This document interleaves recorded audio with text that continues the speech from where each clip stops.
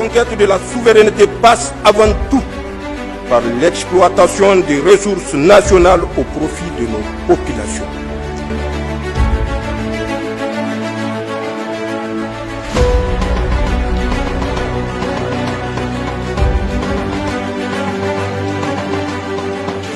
Cela dit, le gouverneur de la région de Niamey a présidé cet après-midi la réunion du Conseil régional de sécurité. À l'ordre du jour de ce conseil, plusieurs questions sécuritaires de la région et ses alentours. Kadigatou Hassan et Boubacar Ibrahim Meiga. Le Conseil régional de sécurité de ce jeudi 5 décembre 2024, tenu sous la présidence du gouverneur de la région de Niamey, le général de brigade Asman Abdharouna, a eu comme ordre du jour le regroupement, le profilage et le rapatriement des migrants nigériens, les positionnements dans le respect des consignes sécuritaires relativement à la sécurisation de la ville de Niamey, le point de situation de l'opération Sarankassa, la poursuite des rafles des mendiants et le dernier point, le respect des prescriptions relatives aux sorties de la brigade de Mers et de la police sanitaire.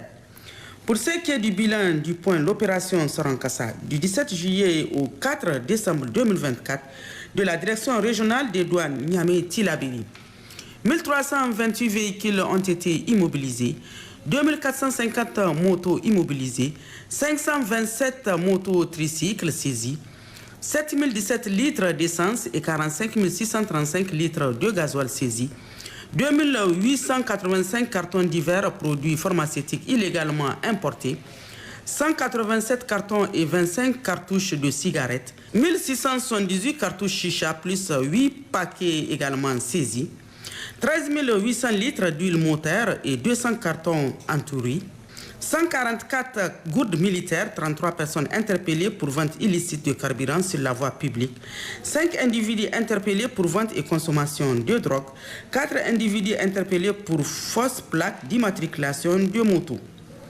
Toujours au cours de cette même opération Sarankassa de la direction régionale Niamey-Tilaberi, il faut noter 182 colis de chanvre indien, soit 182 kg, 84 047 comprimés d'escazépane, 97 500 comprimés de benzol, 4 cartouches de fusil de chasse 12 mm, 4 téléphones portables, un individu interpellé pour mise en danger de la vie d'autrui, une moto immobilisée pour fraude de carburant, 2 individus interpellés pour consommation, faux et usage de faux, des tenues militaires treillis dont 179 balles, soit 20 986 ensembles, des chaussures militaires dont 294 cartons, soit 5 880 paires, des gourdes militaires, 25 sacs, soit 1000 pièces, des chaussettes militaires, 20 colis, soit 9120 paires, des t-shirts noirs militaires, une balle, 200 pièces,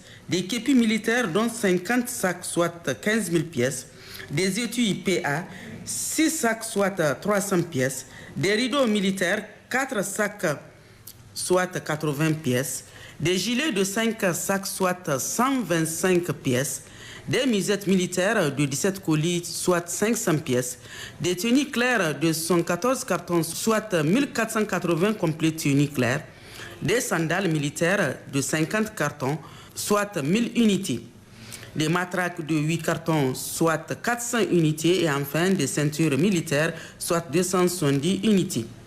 A noter qu'après ces prouesses de la direction régionale des douanes, le général de brigade Asman Abdharouna, entouré de ses responsables de forces de défense et de sécurité, font de la sécurité de la région de Niamey une de leurs priorités.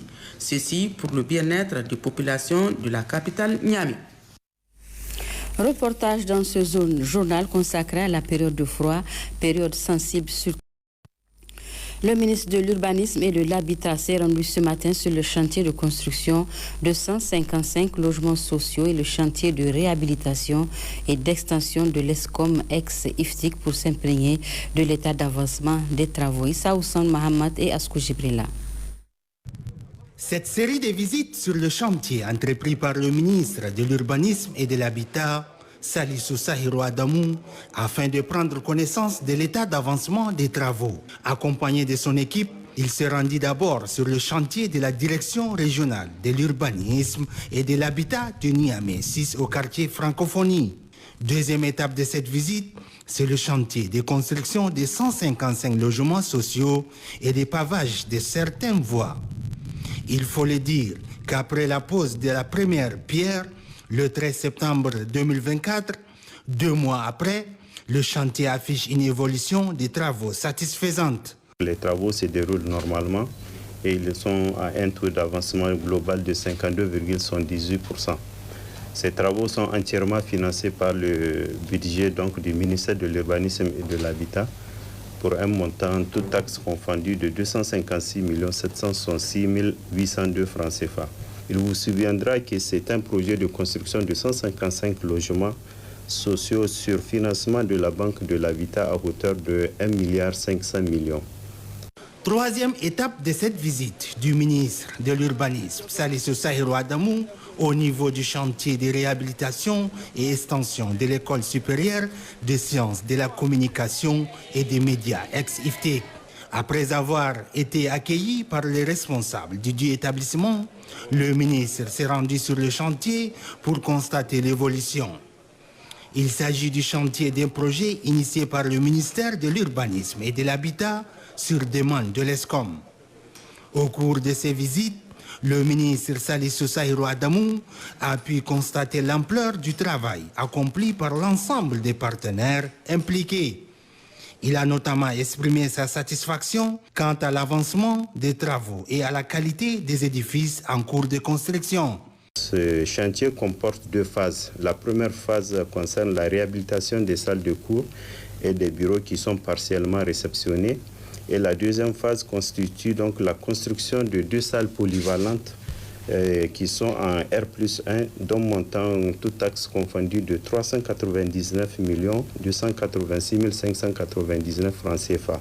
Pour finir, bon à savoir, le premier responsable en charge de l'urbanisme a fait ressortir à grand jour le dynamisme et la qualité des projets de construction en cours, soulignant l'engagement du Conseil national pour la sauvegarde de la patrie et du gouvernement, résolument engagé pour le développement urbain et économique du pays. Niamey se prépare à abriter dans quelques heures la 13e édition du Salon international de l'artisanat pour la femme. À cet effet, la ministre de l'Artisanat et du Tourisme a visité cet après-midi les différents sites qui accueilleront ce grand événement.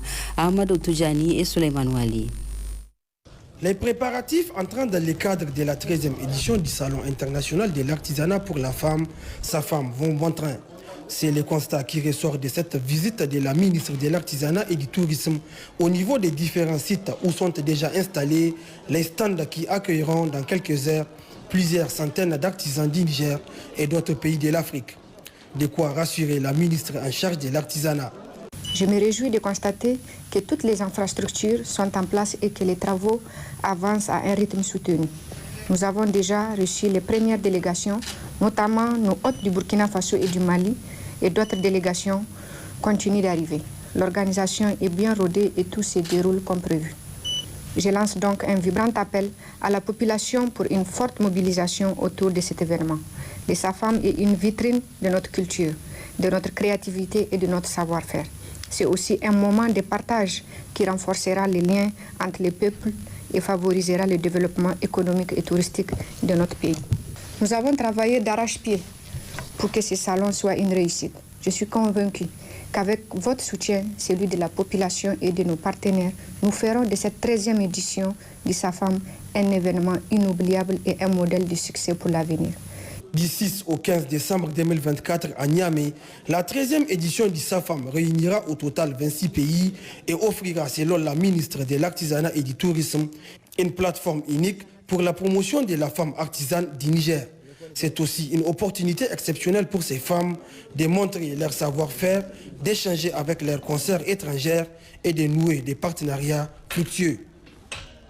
Et des affaires sociales a présidé ce matin à Niamey la cérémonie officielle d'ouverture du 4e congrès de l'Association nigérienne de santé mentale. C'était en présence de plusieurs partenaires techniques et financiers et toutes les parties prenantes. Bassiratou Ayouba et Yazira Biou. Ce 4e congrès de l'Association nigérienne de la santé mentale a pour objectif de trouver des pistes de renforcement des capacités des praticiens, mais aussi de rehausser le niveau de sensibilisation des populations sur la santé mentale. Dans ce contexte, nous constatons l'augmentation de la fréquence des troubles mentaux, notamment les psychotraumatismes et les addictions. Et en tant que professionnels, il est de notre devoir d'améliorer la détection précoce, l'accompagnement thérapeutique et la promotion des interventions adaptées aux réalités locales. Nous devons également renforcer la résilience psychologique de nos communautés à travers des stratégies inclusives et pertinentes. Le groupe technique santé mentale et soutien psychosocial, qui est un cadre de concertation et de coordination des interventions en santé mentale et soutien psychosocial, à travers sa représentante, Mme Malik Mariama, a réaffirmé le soutien de son institution à accompagner l'association, a surtout mobilisé ses membres pour leur participation active à la noble cause. Le ministre de la Santé publique, de la Population et des Affaires sociales a souligné les efforts du gouvernement dans le renforcement du système de santé, y compris dans le domaine de la santé mentale. Cet engagement se traduit par l'élaboration et la mise en œuvre d'une stratégie nationale de santé mentale, la formation continue des professionnels de santé pour intégrer la prise en charge des troubles mentaux dans les soins primaires et l'intensification des efforts pour lutter contre la stigmatisation et promouvoir une meilleure compréhension de ces problématiques dans nos communautés. Nous savons que ces efforts, bien que significatifs, restent insuffisants. C'est pourquoi nous comptons sur les réflexions et recommandations qui émaneront de ce congrès pour orienter nos politiques et renforcer les collaborations entre les secteurs publics et privés. Mis à part le thème central, des sous-thèmes comme les troubles mentaux, la prise en cours de cette journée. Le ministre des Mines a pris part du 3 au 5 décembre 2024 au Maroc à la première édition du Congrès international des mines du Maroc, organisé sous l'égide du ministère de la Transition énergétique et du Développement durable. Ce forum était placé sous le thème « Le Maroc en tant que plaque tournante globale pour une industrie minière durable au service de la transition énergétique ». Le commentaire est signé Abdelkarim Mambarmou sous des images de Média 24. Sur invitation de la ministre de la Transition énergétique et du Développement durable du Royaume du Maroc, le ministre des Mines, le commissaire-colonel Abarchi Ousmane, a pris part du 3 au 5 décembre 2024 à la première édition du Congrès international des mines du Maroc. Cet événement ayant pour thème le Maroc en tant que plaque tournante globale pour une industrie minière durable au service de la transition énergétique a réuni dans la capitale du Royaume chérifien les principaux acteurs publics et privés, nationaux et internationaux du secteur minier. Il constitue d'une part une plateforme d'échange de haut niveau sur les stratégies et opportunités liées à l'exploitation des ressources minières pour stimuler la croissance économique nationale et régionale et d'autre part une occasion privilégiée pour mettre en lumière le potentiel géologique ainsi que les opportunités d'investissement et de développement du secteur minier. Le commissaire-colonel Abarchi Ousmane a saisi cette occasion qui renforce davantage la coopération entre le Maroc et le Niger pour promulguer la nouvelle réglementation minière du Niger et rencontrer des investisseurs en vue de promouvoir le secteur minier nigérien. C'est ainsi qu'en prenant part à la session de haut niveau dont le thème est les opérateurs miniers marocains à l'international, focus sur le continent africain et le partenariat sud-sud, le ministre des Mines a dans son exposé, en présence des dirigeants clés du gouvernement marocain, des experts de l'industrie en Afrique et les représentants des sociétés minières, expliqué les réformes engagées par le Niger dans ce secteur depuis l'avènement du Conseil national pour la sauvegarde de la patrie afin d'affirmer la souveraineté de l'État sur ses ressources naturelles. Son exposé fut l'un des plus appréciés de ce forum qui souligne l'engagement de l'Afrique à développer des stratégies minérales vertes, accélérer un secteur minier qui facilite la transition énergétique et positionner stratégiquement le Maroc comme une plaque tournante mondiale pour une industrie minière durable. Le ministre des Mines, le commissaire-colonel Abarchi Ousmane, a mis à profit son séjour pour échanger sur la coopération entre le Niger et le royaume chérifien avec son homologue marocaine et des audiences avec des grands groupes miniers marocains et des investisseurs auprès desquels il a suscité un intérêt particulier pour le secteur minier nigérien.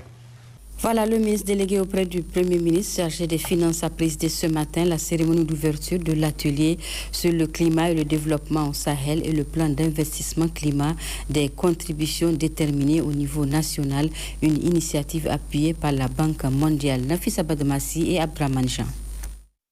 Cette rencontre organisée par le ministère de l'Économie et des Finances et la Banque mondiale vise la dissémination des documents sur le climat et le développement au Sahel et le plan d'investissement climat des contributions déterminées au niveau national.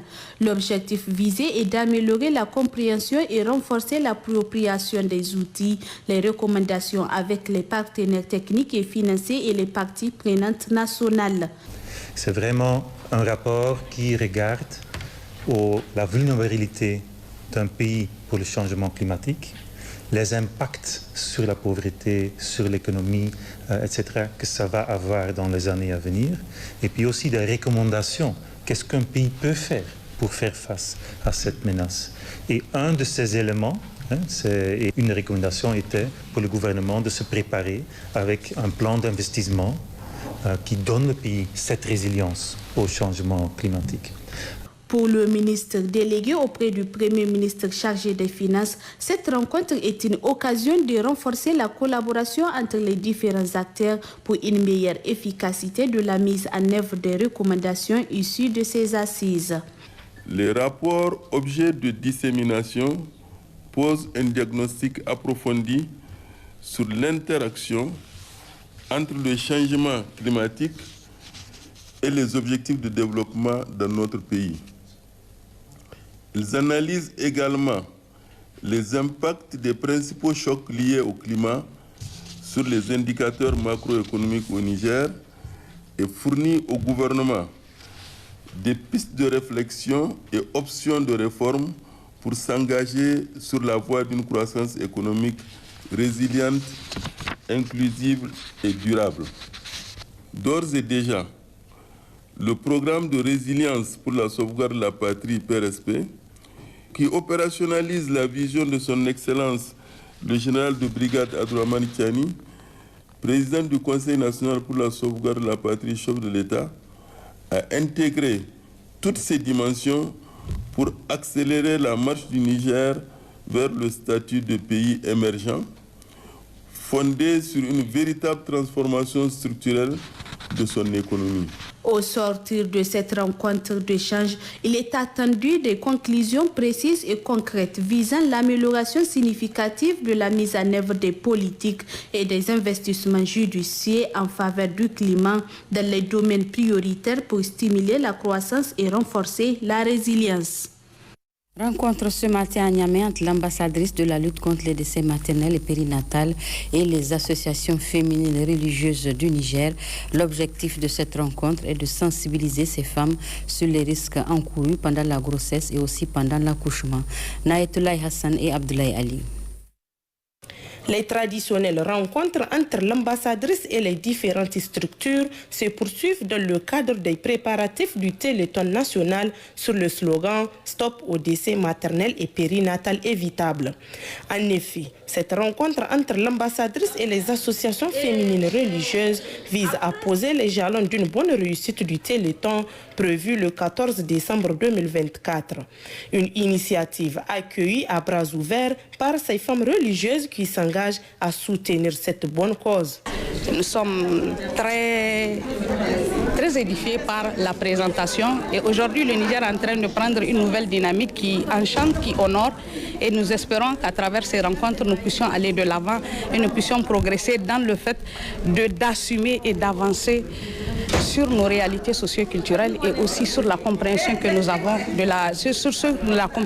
avons de la religion, mais aussi protéger, aider et assister les femmes au moment de la maternité. Et c'est quelque chose de nouveau. Nous avons toujours eu à écouter des interventions, des dynamiques allant dans le sens d'aider la femme et l'enfant. Mais maintenant, ça représente la réalité de notre pays, la réalité de notre culture. Pour la première fois, la femme nigérienne parle au nom de la femme nigérienne sans influence extérieure. Vraiment, nous avons bien écouté et la situation est telle que vraiment, et certainement j'ai suivi ça sur les ondes avec la présentation du professeur Madi. La situation est alarmante, donc on nous a présenté la situation et nous adhérons vraiment à tout ce qui a été dit. Doter les salles des équipements nécessaires, désengorger la maternité, désengorger certaines maternités aussi, non seulement la maternité Sagazo, mais les autres maternités, c'est vraiment des objectifs nobles et nous adhérons à ça et nous allons supporter. Après des échanges fructueux, une fatia a été dite pour la bonne marche de cette initiative afin d'améliorer les conditions de vie des femmes au Niger. Un message fort de ces femmes désormais convaincues que c'est à travers une prise de conscience effective que l'on peut faire face à cette situation qui interpelle plus d'un pour le bien-être de la nation. Ainsi, l'ambassadrice de la lutte contre le décès maternel et périnatal évitable au Niger poursuit ses rencontres d'information et d'échange avec les couches socio-professionnelles sur l'urgence que constitue ce problème de santé publique et la nécessité d'agir rapidement. C'est dans ce cadre qu'elle a rencontré hier soir les ordres professionnels du Niger, Mamoudou Idriss Maïga et Amadou Hamidou.